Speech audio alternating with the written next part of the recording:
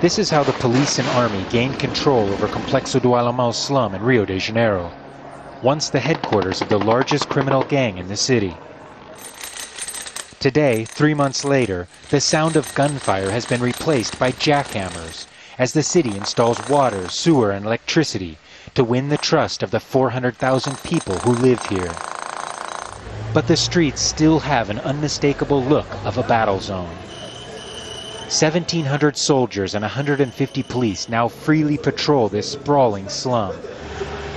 Their message is clear: we control Alemao now, not the criminals. We have men in all places of Complexo de Alemao right now. We can go to all streets, to all homes, and we have no problems related to drug trafficking as we did before.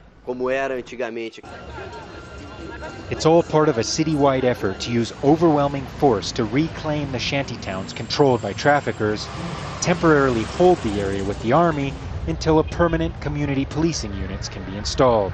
3 months ago, before the occupation, it would have been impossible for me to be reporting from here without the permission from the traffickers. But they're now mostly gone. There's a state presence here, but the criminality remains. We meet this man, a former trafficker who we will call Luis to protect his identity.